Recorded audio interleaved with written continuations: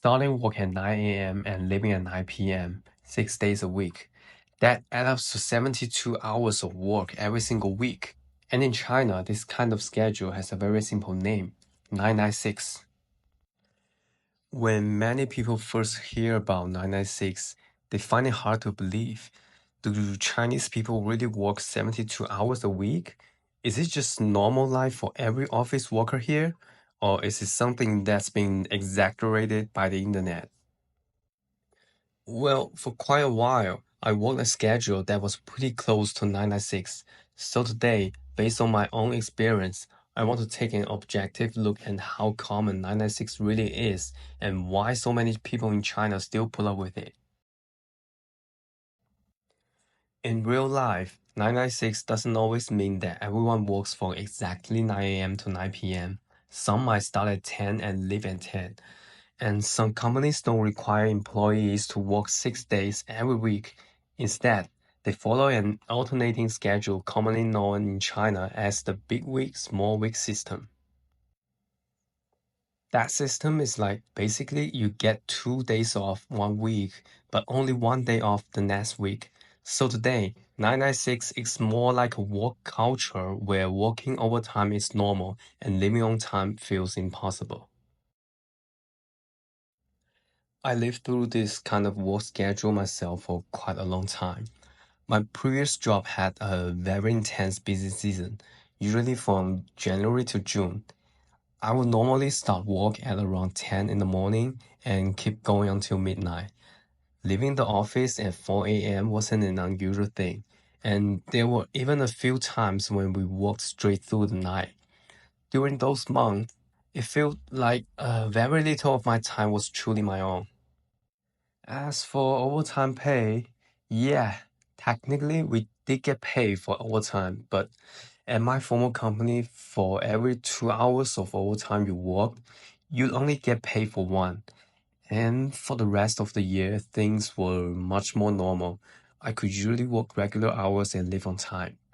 At this point, you might be thinking, if you were working that much, you must have been making a lot of money, right? Well, not really. Once I factor in the hours and all the personal time I was giving up, it started to feel a lot less attractive. And 6 p.m. doesn't mean that the working day was actually over. Sometimes there was generally too much work left to finish. Sometimes an urgent task would suddenly appear at the last minute, and sometimes the only reason you stayed was that everyone else on your team was still sitting in the office. So it's very difficult to be the first person to grab your bag and leave. By the time you finally leave the office, you still have to take the subway all the way home. Once I actually got home, the day was basically over. You don't have time to do anything else. And most nights, I would stay awake, scrolling on my phones until 1 or 2. Not because I wasn't tired, I was truly exhausted. But those late night hours feels like the only part of the day that actually belonged to me. One thing I want to make clear is that not everyone in China works a 996 schedule. I would say the majority of people work a normal 8-hour day and have weekends off. 996 is most commonly associated with industry like tech, software development, e-commerce, and finance, and especially at startup companies. And even within the same company, your experience can be completely different depending on the department or team you work for.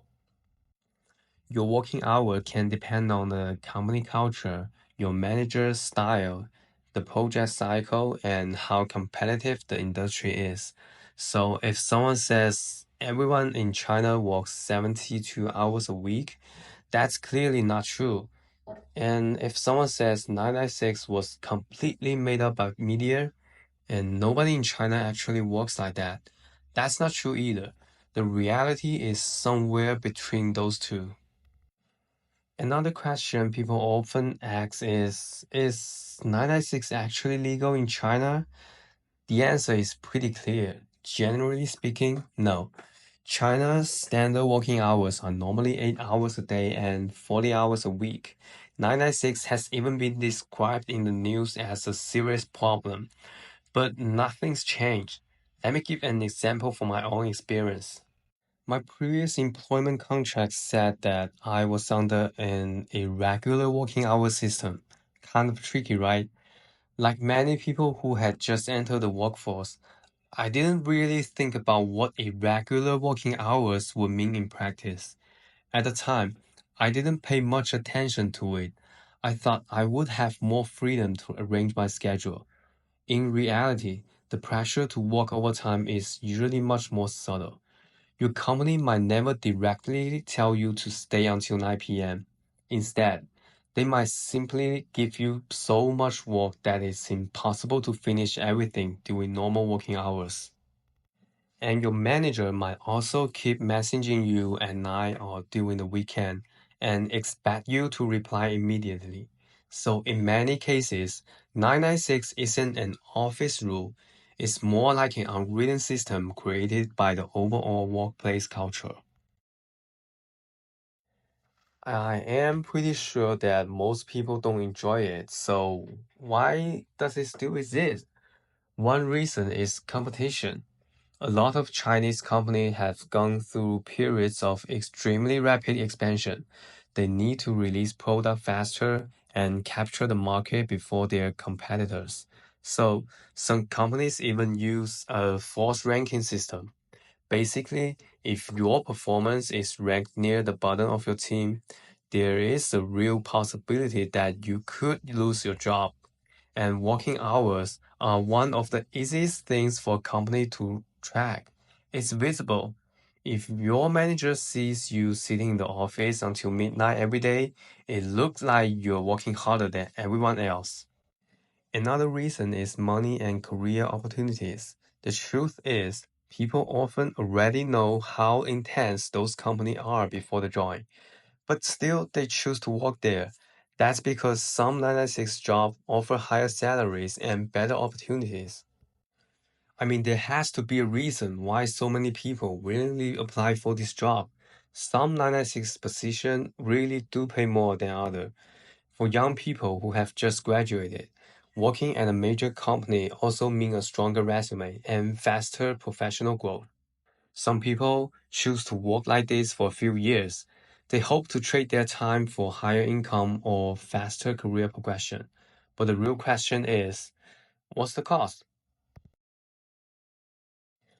Usually, no. Those 12 hours normally include lunch, dinner, and some short breaks. At most companies, employees also get at least an hour and a half for lunch. So, spending 12 hours in the office doesn't necessarily mean doing 12 hours of high efficiency work. But that doesn't mean 996 isn't a problem. Because even if you are eating lunch, taking a short break, or sitting at a desk waiting for your manager to reply, you still can't freely decide how to use that time. You can't go to the gym, you can't have dinner with your friends, and you can't truly go home and relax.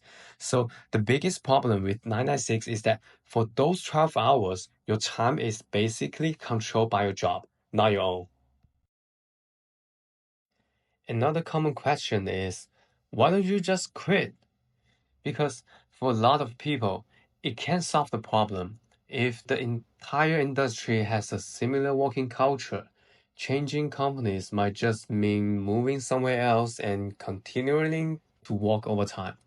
At the same time, people still have rent and other expenses to pay. When the job market is highly competitive, giving up a relatively well-paid job also means accepting a lot of uncertainty. I think more and more people are just starting to care about work-life balance. A lot of young people are tired of endless competition, but at the same time, the reality is still complicated. Many people hate 996, but they also depend on the income that comes with the 996 job. So it's not really as simple as saying that Chinese young people either support or reject 996. Everyone is making a different choice between income, career development, and their personal life. After experiencing 996 myself, the strongest feeling I had wasn't simply that I was tired. It was the feeling that I was slowly losing control over my own time. It seriously affected my sleep, my health, my mood, and my relationships. In the end, 996 does not represent the entire working environment in China, but at the same time, it is real, and it continues to affect a lot of young Chinese people today. Maybe the real question isn't whether someone should or shouldn't work 72 hours a week.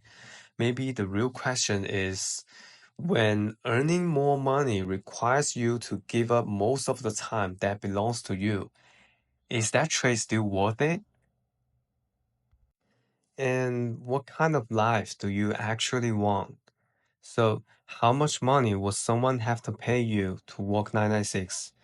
Please let me know in the comments.